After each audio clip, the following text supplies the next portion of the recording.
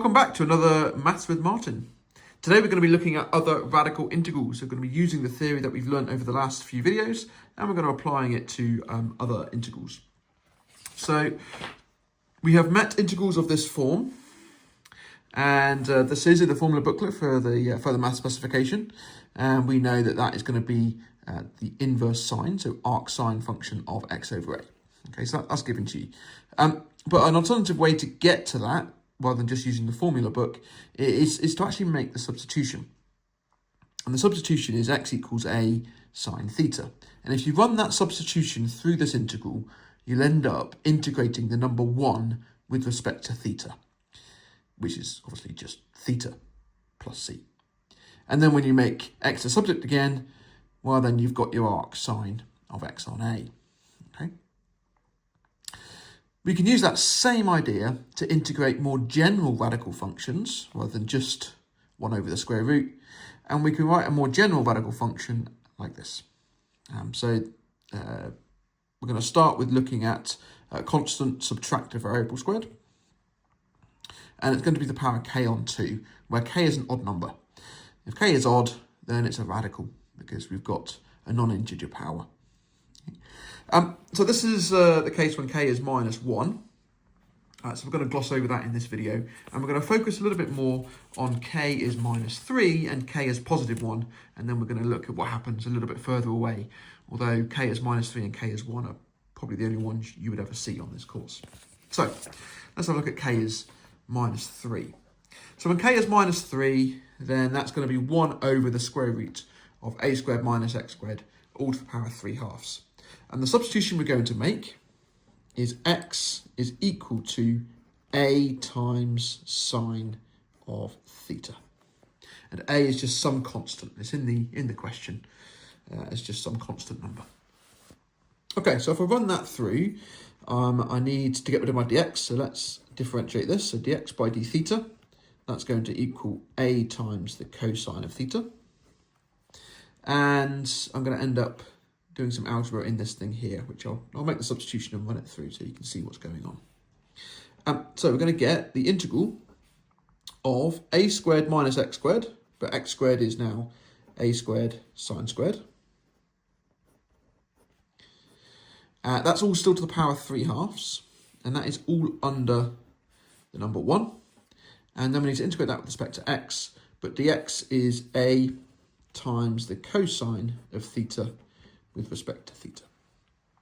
Okay, that bit there, that's the dx. Okay, now what I can do is I can pull out a common factor of a squared, and then I'm going to raise that to the power 3 on 2. So I'm going to pull that out as an a cubed underneath. I can bring that a out as well, so I'll do that. That's a constant, so I can just fling that out, that's not a problem. On the bottom then, I'll have 1 minus sine squared of theta to the power 3/2. And in the numerator, I've got my cosine of theta. I can't bring either of those out of the integral because they're variables. Okay, now we take advantage of our substitution. This is why we made the substitution in the first place. We've got a 1 minus sine squared, which we know is cos squared. Cos squared to the power 3/2 is cos cubed. So that denominator, therefore, is cos cubed. Cos divided by cos cubed is 1 over cos squared, which is sec squared.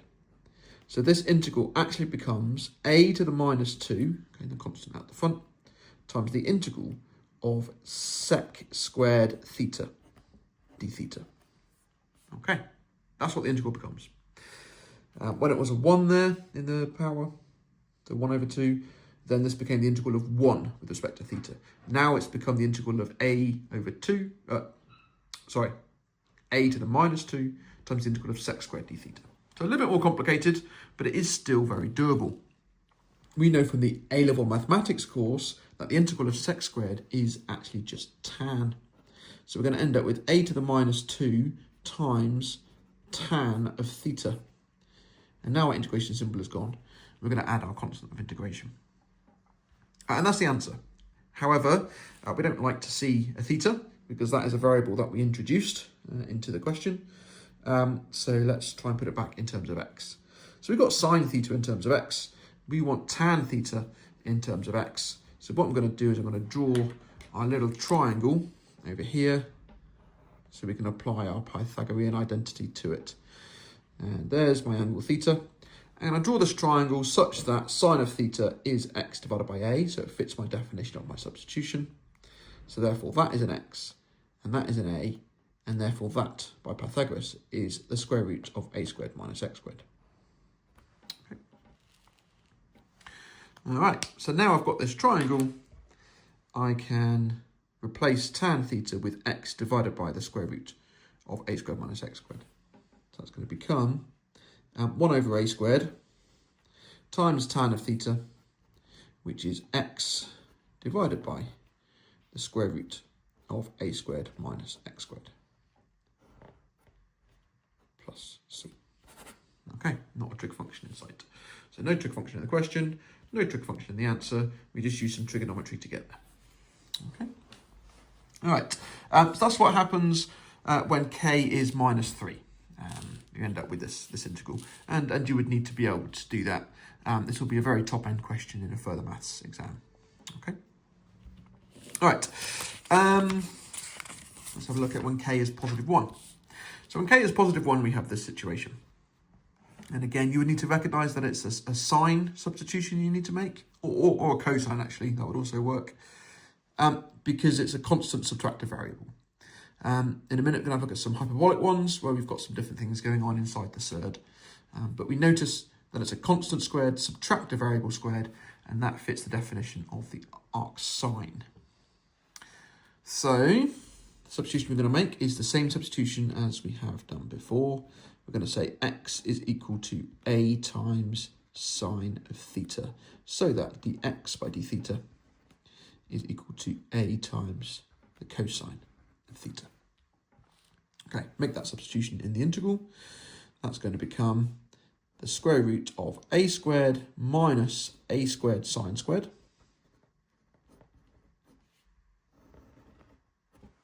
times dx, but dx is a times cos of theta d theta. Okay, now we can pull an a out from the surd, and we can pull an a out there. So that's going to be an a squared out the front of the integral. Inside the surd, we've now got 1 minus sine squared, which we recognise as cos squared. That's then square rooted, which is a cos, and then we combine it with that to make a cos squared. So this integral is actually a squared times the integral of cos squared theta d theta. Okay.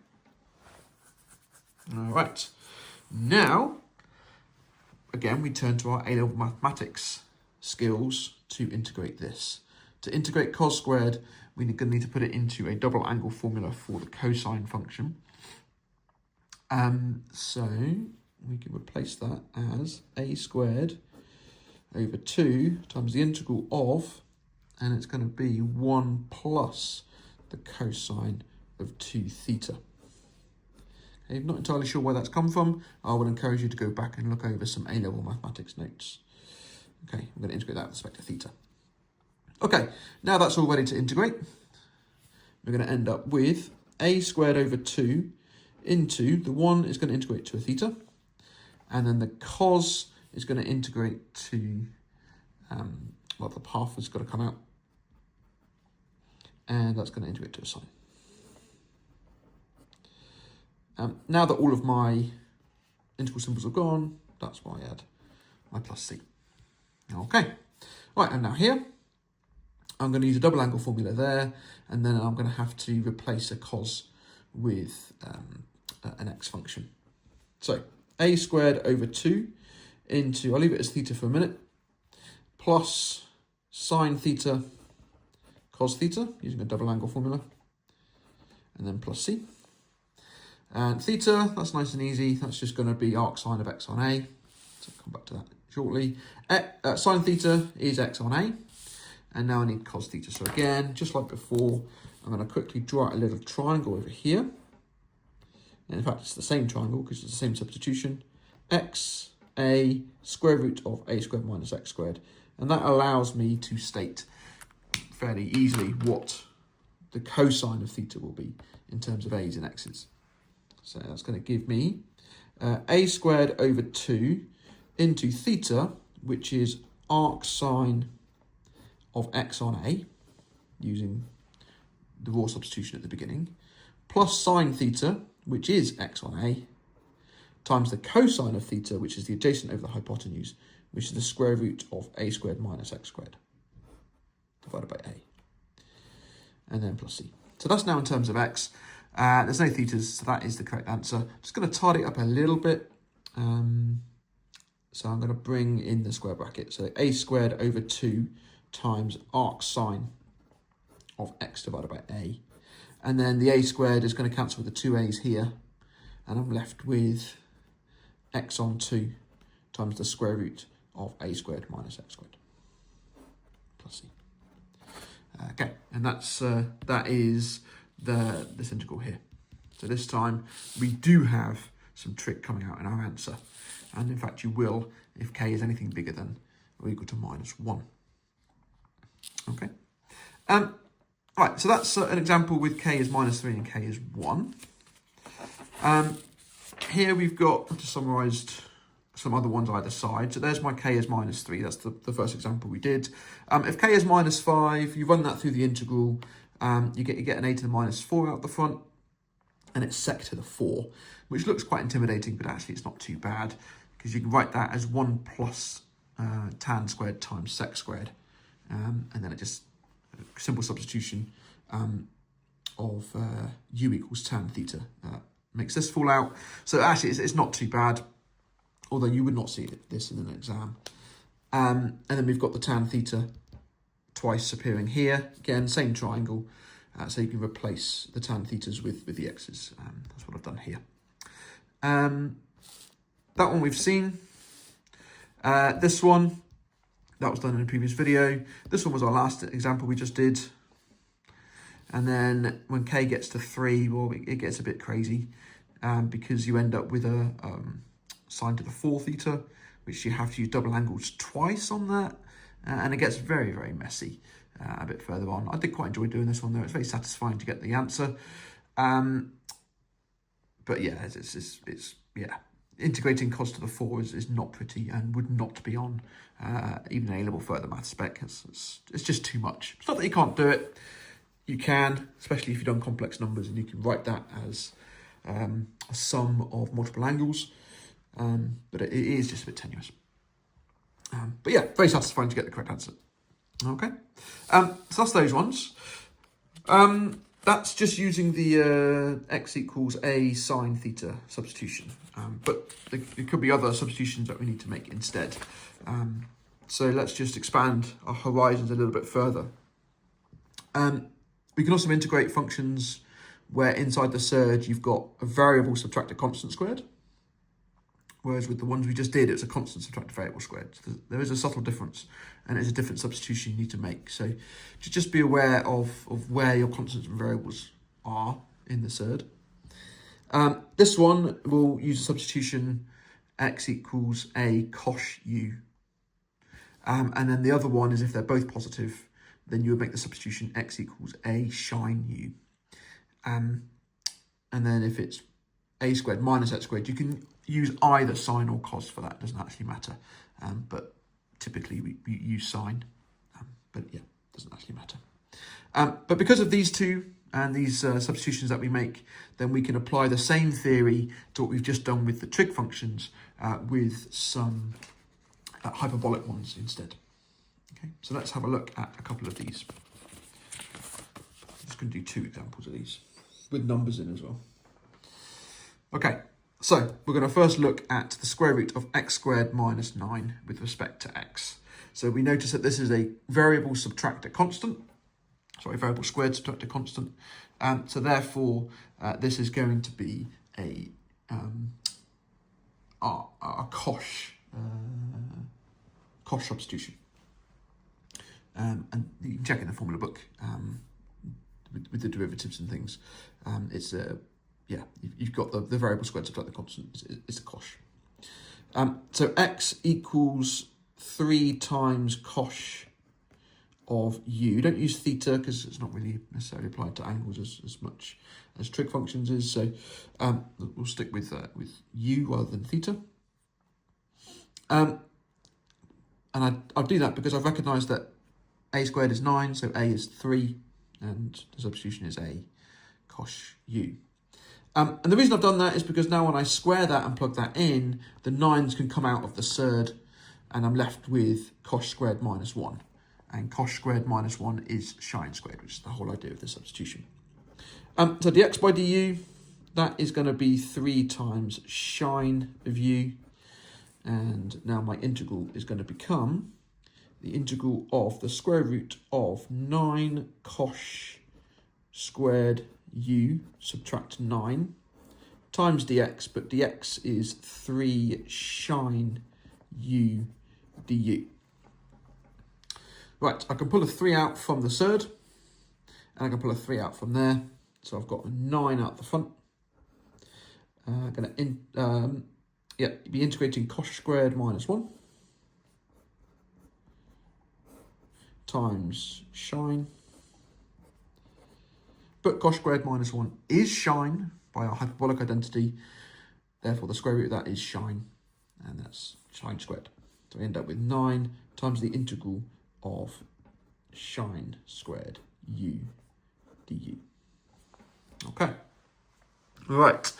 And then from there, what we're going to do is we're going to use a hyperbolic identity, which you don't need to know the hyperbolic identities. So if this were part of a question, you're probably asked to prove the hyperbolic identity in the previous part of the question. But essentially, we're going to use the hyperbolic identity sine squared of something is identical to a half into cos of 2 times that something, subtract 1. Okay, so that's the hyperbolic identity we're going to use. It's the same method that we would use to integrate sine squared, but you don't need to know the hyperbolic identity. So you'd either be given it or asked to prove it in an earlier part. So that's going to be 9 halves times the integral of cos of 2u subtract 1 with respect to u. And then the 9 halves can just sit out the front for a minute. And cos integrates to sine, and the 2 factor will come out as a multiplier, or sorry, as a divisor, and minus u. And now that we've lost all our integrals, that's the point where we add the plus c. Okay, double angle, let's go with it. Double angle identity. Sine 2u is 2 sine u cos u, so that is sine u cos u minus u plus c. And now we're going to employ some identity up here. So we know that cos u is going to be x on 3, but I need to replace that sine u as well.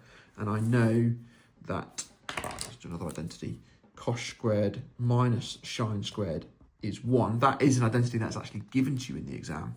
So that means cos is going to be the square root of 1 plus sine squared. And sine is x on 3. Oh no, that's the wrong way around. Start again. Cos u is going to be x on 3, and I need to get rid of my sine u. Apologies. So I'm going to get sine is identical to the square root of cos squared minus 1. There we go. I'm going to use that one to get rid of my sine.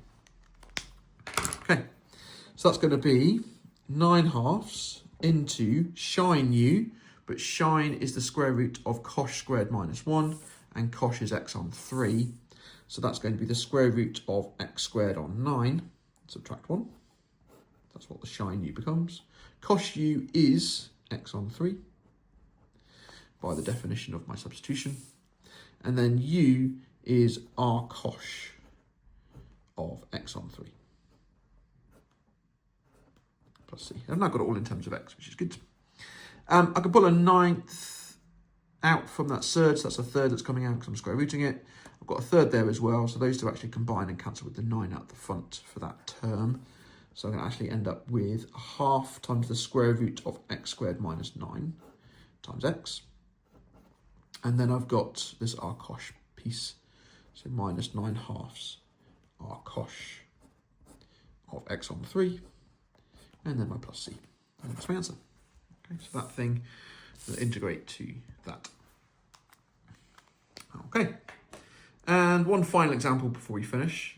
This one was a cosh substitution. I'm also going to do one that's a shine substitution, and I'm also going to use k as -3 rather than k is +1, just to give you a bit of a breadth of examples. So here's the one I'm going to do. It's the integral of x squared plus 4 to the power of -3/2. So we can see that k is -3 in this case. And because we've got variable squared plus a constant, then it's going to be our shine substitution. You do need to recognize that. So the substitution we're going to make for this case is x is going to be 2 times shine of u. I've noticed that a squared is 4, therefore a is 2. dx by du is 2 cosh u. And now I can run all that through the substitution, through the integral. So that's going to be x squared, which is going to be 4 shine squared u plus 4 to the power of -3/2 times by dx, which is 2 cosh u du. Okay, I can pull a 4 out from that bracket. 4 to the -3/2 is an 1/8, times by 2 is a 1/4, so that's a 1/4 is going to be sitting out the front. I've then got shine squared u plus 1 to the -3/2 times cosh of u du. Shine squared plus 1 is cosh squared, again using that identity as in the formula booklet. So cosh squared minus shine squared is 1. So therefore shine squared plus 1 is cosh squared. So that's cosh squared in the bracket. To the -3 on 2 is going to be cosh to the -3.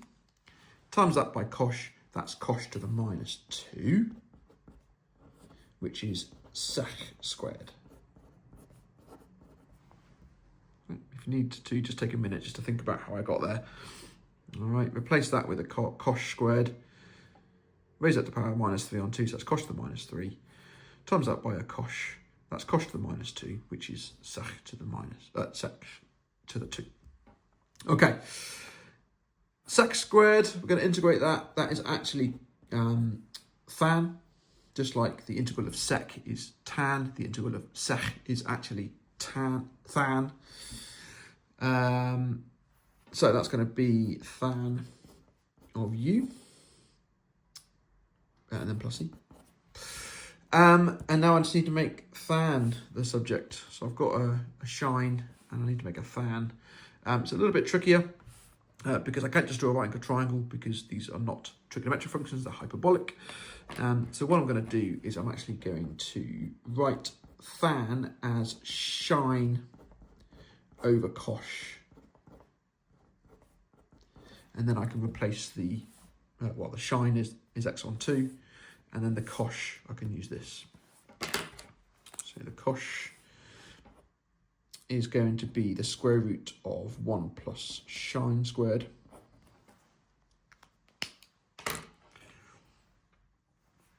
So that's going to be a 1/4 times shine is x on 2. Cosh is going to be the square root of 1 plus shine squared, which is x squared on 4. And then plus my constant. Just clarifying, that's a cosh and that's a constant. They're different. Probably shouldn't have done that, but hey ho. Right, I'm going to have a 1/4. The half is going to come out as well, and then I'm going to pull a 1/4 out from the surd, which is actually going to end up timesing by a half in the denominator. So that's going to cancel with that in a minute. And that's going to leave me with an x and a square root of 4 plus x squared plus c. And tidy that mess up at the front. And I get my answer, which is a 1/4. In fact, I'll write this slightly differently. I'm going to write it as x divided by 4 times the square root of 4 plus x squared. That looks a bit neater. Plus c. And that's my answer. Okay, so this integral here integrates to that. And again, we've used hyperbolic functions to get there. but we started with none and we've ended at none. Okay. Right, that finishes that video. If you have any questions, then please just drop them in the comments below and I'll get back to you when I can. But I hope you found that interesting. And yeah, please check out my other videos for more content.